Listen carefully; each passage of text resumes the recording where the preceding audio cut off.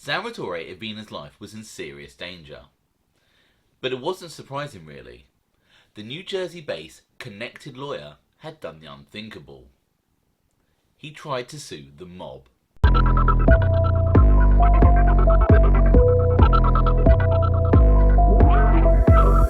Welcome to OC Shorts, bringing you detailed historical snapshots of the American Mafia and other organised crime. Feel free to subscribe if you like that sort of thing. Today, we're going to take a look at the man who tried to sue the Genovese Crime Family. Salvatore Avena had been a practicing lawyer for decades, operating out of his Camden offices just over the Ben Franklin Bridge from Philadelphia city centre. Throughout his career, he had represented many mobsters, including Angelo Bruno, Anthony Tony Buck Piccolo, and John Stamfer. His father, John Avena, had been Cosa Nostra boss of Philadelphia from 1931 to 1936. However, a civil war broke out in the mid-1930s and he was gunned down on August 17, 1936, at the age of 43. Salvatore Avena was 10 years old at the time of his father's death. Avena and his widowed mother moved out of Philly over to New Jersey, and allegedly the Philadelphia crime family always looked after the Avenas, including paying for the young Salvatore to get through law school. As former acting boss Tony Buck Piccolo said of Avena, "This fella comes from an honourable family. His father gave his life for this family." In 1991 and 1992, Avena was in his mid-60s, and as well as being a successful lawyer, also had some additional business interests, including being the owner of the Philadelphia Recycling and Transfer Station Incorporated. His partner in this business venture was a man called Carmine Franco. 5 years prior to this, Avena had also brought Franco on as a partner in one of his other businesses, the AAA Waste Disposal Corporation. What I'm assuming Avena knew at the time, but maybe he didn't, was that Carmine Franco was an associate of the Genovese family.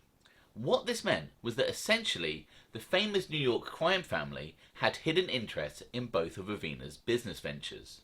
Problems arose for Avena when large amounts of money started to disappear from his New Jersey waste haulage business. Different individuals connected with Carmine Franco had absconded with hundreds of thousands of dollars of cash. All in all, over $2.5 million had been misappropriated. Avena found himself in bankruptcy court and was fuming that he'd let himself be taken advantage by his business partner Carmine Franco. On top of this, some of Franco's men went down to Avena's Philadelphia plant and then threw Avena's son off the premises, essentially signalling that they were kicking Avena out of his own business. Backed into a corner, Salvatore Avena then turned to his friend, the highly respected Colombo Capo and mob heavyweight Salvatore Sal Profaci. Sal was the eldest son of the original commission member Joe Profaci. Sal Profaci actually had a family obligation in helping his friend. Profaci's son Joe was married to Avena's daughter. Sal was a man who believed that Cosa Nostra was sacred. He was incensed at Franco's treatment of Avena, but due to his many years of mob experience, wasn't totally surprised. In an FBI recording, Profaci was heard speaking to Tony Buck Piccolo, saying that him and his son Joe had wanted to clip Franco as soon as they heard that they had tossed Avena's son from the premises. Profaci then went on to share some of his mob wisdom on such matters, stating that, "My grandfather told me, Salvatore, when strength and reason oppose each other, strength will win and reason becomes worthless." However, Profaci had restrained himself from whacking Franco, and now it was too late to make a move, as discussions on the matter had already started with Franco's Genovese bosses. Sal had a lot on his plate. His own crime family was in the middle of yet another civil war, and now he had to sit down with the wily Genovese family. Long-term Genovese heavyweight Mickey Damino Generuso was chairing negotiations as Vincent Chingiganti was in prison. Generuso explained to Profaci that he would look into the Avena-Franco dispute and get back to him shortly. Unfortunately, Avena, who was now facing bankruptcy and was feeling angry and humiliated, decided to start actual legal proceedings against Carmine Franco, filing papers in 1992 which cited racketeering and fraud. Sal Profaci begged him to drop the lawsuit, stating that the matter should be handled in a court of honour rather than a court of law. But Avena wasn't having any of it, and he kept telling Profaci that he could actually win this case. Profaci was exasperated. He knew that the Genovese would never let this dispute reach a court where their hidden involvement could potentially be discovered.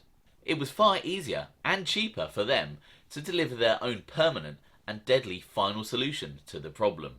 Profaci was also concerned that now he was involved, that they might view him as another loose end that needed taking care of. The FBI recorded Profaci repeatedly trying to get the seemingly oblivious Avena to understand the gravity of the situation. I keep trying to make you understand that we cannot go any further with this lawsuit. You're going to forget about it because... No way! You got my life at stake. Yeah? What am I supposed to do? You're gonna drop the case. I'm gonna drop the case? Blow the money? Right, whatever. Whatever the money is, money can be earned. The conversation continues with Profaci feeling like he was going in circles with Avena. Finally, Profaci has to spell it out to the frustrated Avena. Did I do something wrong? Well, you started a lawsuit. Goodfellas don't sue Goodfellas. Goodfellas kill Goodfellas. Sally Pro urged patience from Avena and to give him time in his discussions with Generuso. But Avena still wasn't convinced. A week later, Profaci returned from a meeting with Genovese with a settlement offer. They would buy Avena out for $2 million. But Avena wasn't budging, and things took yet another turn when Carmine Franco filed papers countersuing Avena, claiming that it was Avena who had the mob backing. In one recorded conversation where the aging lawyer was updating an increasingly frustrated Profaci on the legal case, Profaci blurted out, "You're playing with my life and my kid's life.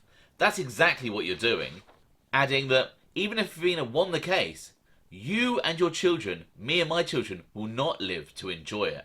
Big Billy D'Elia was sent down from the Buffalo organization to help resolve the dispute.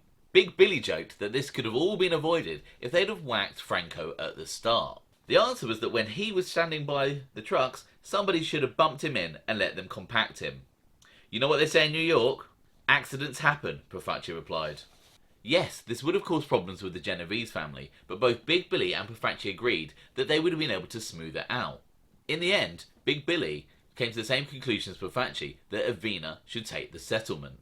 Philly mobsters John Stanford and Tony Piccolo, who had been involved in some of the discussions, were recorded saying that if Avena didn't get into line soon, the Genovese would order Profaci to clip Avena, or they'd whack him as well.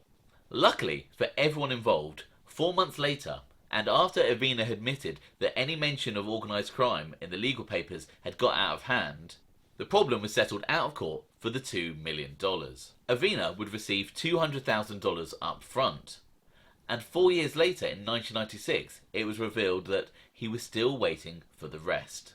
If you want to read more on this, and also on the Philly mob war between Stanford and Merlino, then please check out the Goodfella tapes by George Anastasia. I've included a link below under this video. Thanks for watching.